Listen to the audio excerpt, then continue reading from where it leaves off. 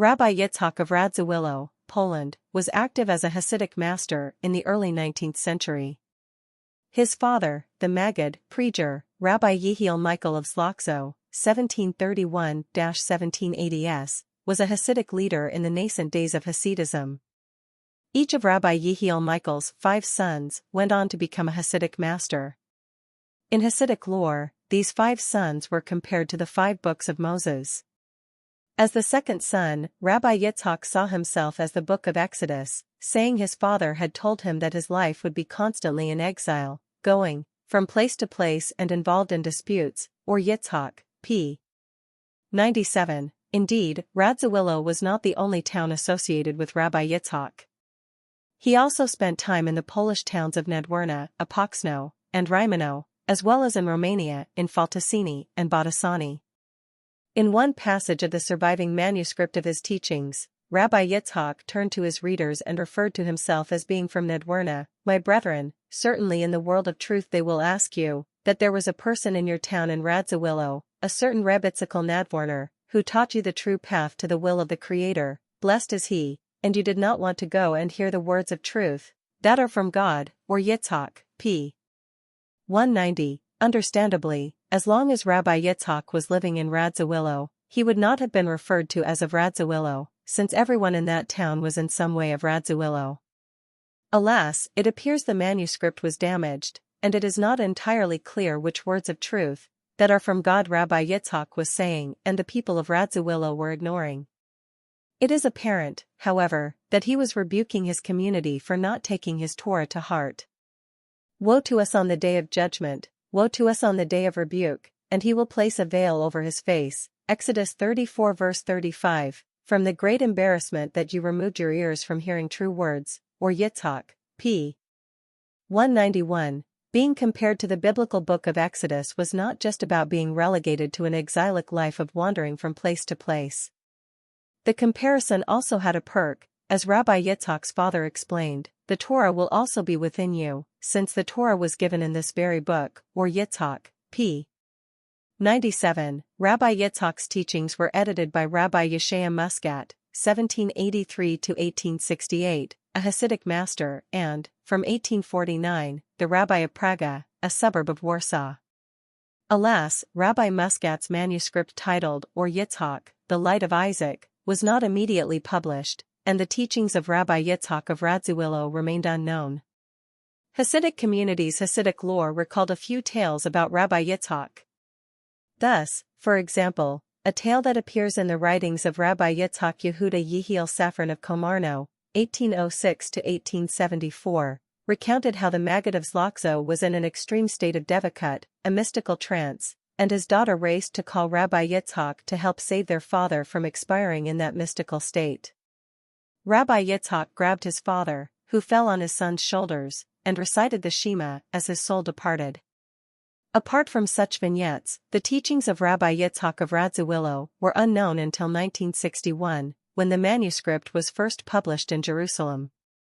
The great scholar of Jewish mysticism, Gershom Scholem, 1897-1982, must have been excited by this new addition to the Hasidic library. In his personal copy, he scribbled that Rabbi Yitzhak passed away in 1824-5, a detail that is unconfirmed. More importantly, Scholem offered a brief assessment of the book, noting that the work includes material from the final years of the author's life, and it is entirely filled with specifically Kabbalistic teachings, according to the ways of Hasidism. God will prepare for you words that are needed for that moment. In this volume, we find an intriguing passage about how Rabbi Yitzhak, the son of the Maggid of Zlotzow most identified with Torah, arrived at his insights and teachings. My brethren, my beloved, believe me, truthfully, I do not know what I am saying, or Yitzhak, pages 96-97, Rabbi Yitzhak quickly explained this cryptic declaration, for thus my Holy Father, of blessed memory, instructed me with the following words, my son, you should know that you will be a teacher for the masses. But you should not entertain the idea when you are thinking calmly regarding which subject matter, or which style you wish to preach. Rather, at the beginning of the sermon, open your mouth without any particular focus, and God will prepare for you words that are needed for that moment. It seems that Rabbi Yitzhak heeded the words of his father, the Maggid of Zlokzo, as he concluded, "And this is my meaning when I say to you that I do not know anything, just what God prepares for me on each Shabbat, without my having a focused mind at all." In this way, Rabbi Yitzhak served as a medium for the divine word. His teachings were a mystical encounter rather than a prepared and structured intellectual journey. In Mosaic fashion, God spoke through his mouth.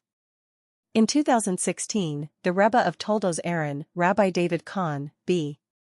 1947, recounted this tradition, though he softened the mystical gravitas of Rabbi Yitzhak's statement by offering a psychological explanation for the practice of improvising Torah teaching. When a person prepares the teaching by himself in advance, he might develop a subtle sense of haughtiness, that he might say that this is his teaching. Therefore, it is better not to prepare oneself beforehand, and whatever God will put in his mouth, that is what he should say. In the eyes of the Toldos Aaron Rebbe, not preparing engenders humility and prevents a sense of exclusive ownership over Torah teachings. While being lax about preparation could reflect a lack of respect for the forum and a disdain for the audience, we can also discern positive spiritual aspects of such an approach. Yet these advantages are somewhat slippery. On a psychological level, it could generate humility, as speakers realize that their words are not their own. Of course, this could also be a pitfall, as speakers haughtily might think that they are so talented that they have no need for preparation. On a spiritual level, a lack of preparation might set the stage for allowing the Almighty to communicate through the throat of the speaker. Yet, who says that God is unable to provide divine inspiration in the middle of teaching despite dedicated preparation, or perhaps the Almighty can provide inspiration and guidance to Torah teachers while they are preparing their teachings? Regardless of whether Torah teachers prepare their talks or wing it, they should teach with a sense of humility, as they share Torah that belongs to all and seek to be a conduit for the divine voice. The writer is a senior faculty member at the Pardes Institute of Jewish Studies, a senior lecturer at Bar Ilan University's Faculty of Law, and a rabbi in Tzur Hadassah.